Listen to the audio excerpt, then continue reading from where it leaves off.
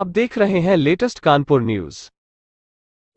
कानपुर की सभी खबरों को देखने के लिए हमारे चैनल को तुरंत सब्सक्राइब करें। कानपुर के रावतपुर थाने की पुलिस ने व्यापारी के घर डकैती का खुलासा कर दिया। 5 दोस्तों ने मिलकर फिल्मी अंदाज में व्यापारी के घर डकैती डाली थी। किसी ने फोन का इस्तेमाल नहीं किया और कोडवर्ड में बात कर रहे थे। सीसीटीवी फुटेज और अन्य इनपुट ने 3 डकैतों को गिरफ्तार कर लिया।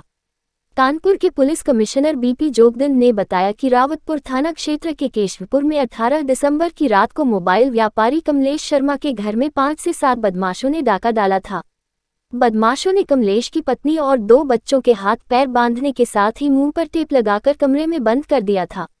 इसके बाद आराम से 2 लाख कैश और करीब 12 लाख के जेवरात समेट के दिक्कत भाग निकले थे। मामले की जानकारी पर पुलिस कमिश्नर बीपी जोगदंड समेत अन्य अफसर मौके पर जांच करने पहुंचे थे। पुलिस की जांच में सीसीटीवी फुटेज, सर्विलांस समेत अन्य साक्ष्य मिले थे। शातिरों की तलाश में पुलिस ने जाल बिछाते हुए 6 में से 3 अभियुक्त सागर उर्फ अभिषेक, पिंटू और यश, यह तीनों ही कानपुर देहात के रहने वाले हैं। इनकी निशानदेही पर डकैती में का सारा माल, चापड़ और डकैती में प्रयोग की गई कार भी बरामद कर ली है।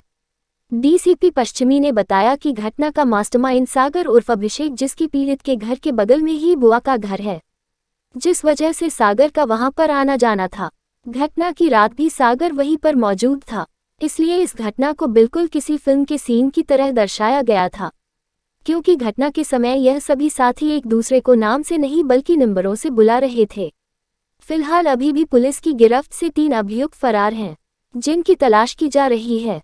घटना का खुलासा करने वाली टीम को 50,000 रुपये पुरस्कार देने का भी ऐलान किया गया है। 17 दिसंबर को देर शाम लगभग 8 साढ़े 8 बजे थाना रावतपुर क्षेत्रांतर्गत केशवपुरम मोहल्ले में श्री कमलेश शर्मा जी के घर पे 5 अज्ञात व्यक्तियों के द्वारा प्रवेश किया गया और घर पे उनकी पत्नी और उनके 2 नाबालिग बच्चे थे। उनको डरा धमकाकर उनके घर में लूट की गई और बाद में फिर वो वहाँ से भाग गए। इस सूचना पर तत्काल पुलिस के द्वारा मौके पे जाके घटना की जांच की गई और जो परिवार के द्वारा जो तहरीर दी गई थी उसमें सुसंगत धाराओं में डकैती के अंतर्गत मुकदमा दर्ज किया गया और थाना पुलिस, क्राइम ब्रांच और वेस्ट जोन की सर्विलांस टीम और एसओजी टीम के द्वारा संयुक्त रूप से कार्य करते हुए 3 दिवस के अंदर इस घटना का सफल अनावरण किया है। इस घटना का जो आरोपी हैं ये कुल मिला के 6 व्यक्ति हैं, जिनमें से 3 व्यक्तियों को पुलिस के द्वारा गिरफ्तार किया जा चुका है। जो मुख्य अभियुक्त है और जो सरगना है इस पूरे गैंग का, उसका नाम है सागर, जिसका जो इस मोहल्ले में पहले भी आता जाता था और उसके बुआ शर्मा जी की पड़ोसी हैं और इस वजह से उसको इस मोहल्ले के बारे में जानकारी थी और उसके द्वारा ही अपने अन्य 5 साथियों के साथ मिलके इस घटना को अंजाम दिया गया। क्योंकि सागर को बाकी लोग उस मोहल्ले में पहचानते थे, इसलिए सागर अब गाड़ी में ही बैठा रहा और बाकी 5 लोग आए और उनके द्वारा ये घटना अंजाम दिया गया। उसके द्वारा जो एक चापड़ का प्रयोग किया गया परिवार को डराने के लिए और उससे मिसेस शर्मा को चोट भी पहुंची है, उसकी भी पुलिस के द्वारा रिकवरी की गई है। जिस गाड़ी से ये लोग आए थे वो भी पुलिस के द्वारा रिकवर किया गया है और इनके पास से काफ़ी सारे धातु का सामान जो कि उनके घर से चुराया गया, लूटा गया था और जिसको उनके घर वालों ने पहचाना भी है, वो भी पुलिस के द्वारा रिकवर किया गया है। इनके अन्य 3 साथी अभी फरार हैं, जिनकी पहचान हो गई है और इस वक्त भी हमारी टीम उनको गिरफ्तारी के लिए प्रयास कर रही है।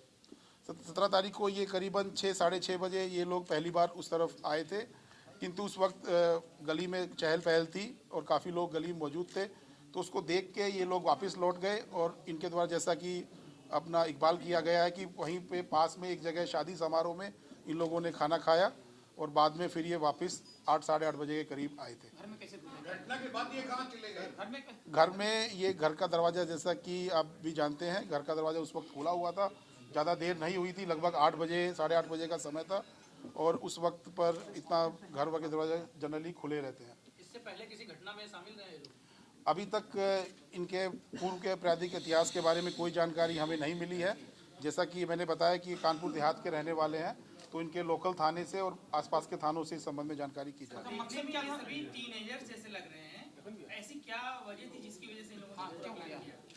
इसमें जैसे इनसे हमने पूछताछ की है तो ये अपने जेब खर्च के लिए या बाकी जो भी इनको अपनी मौज मस्ती करने के लिए पैसा चाहिए और परिवार इस स्थिति में नहीं है कि वो इनके खर्चे उठा सके, तो इसीलिए इनके द्वारा ये ऐसा किया गया।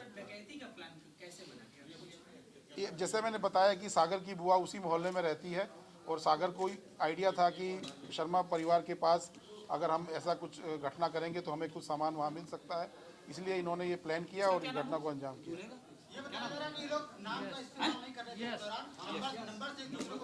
हाँ, आपस में इन लोगों ने कि कोई इनकी पहचान ना उजागर हो, इसके लिए आपस में ये लोग नंबर का इस्तेमाल कर रहे थे। और जब इस बारे में भी पूछताछ की गई तो इन्होंने बताया कि ये अक्सर टीवी पे इस प्रकार के धारावाहिक और क्राइम सीरियल देखते हैं और तभी से उनके मन में उन्होंने कहीं देखा होगा और उन्होंने इसलिए प्लानिंग में इस चीज़ को इंक्लूड किया कि इन्होंने इसलिए अपने मुंह को भी ढका हुआ था और कोई भी किसी का नाम इस्तेमाल नहीं ले रहा। उंगली काटने की क्या जरूरत है? सर जैसा बताया जा रहा है इन्होंने ग्लव्स पहने हुए थे और जो ग्लव्स और बाकी जो सामान था वो भी इनकी गाड़ी से बरामद हुआ। इस्तेमाल क्या किया है इन लोगों ने? मोबाइल का इनके द्वारा घटनास्थल पे इस्तेमाल करना नहीं पाया जा रहा है। क्यों नहीं किया था? कहाँ से उंगली काटने का मैं इनसे पूछूंगा। लूटपाट कर रहे थे तो उनके द्वारा जब इसका विरोध किया गया या उनको डराने के लिए इनके द्वारा उनकी उंगली पे प्रहार किया गया जिसमें उनको चोट लगी। किस फिल्म से सीरियल लिया भाई? दरअसल सब्सक्राइब करें हमारे लेटेस्ट कानपुर न्यूज़ चैनल को और बेल आइकन दबाना ना भूलें।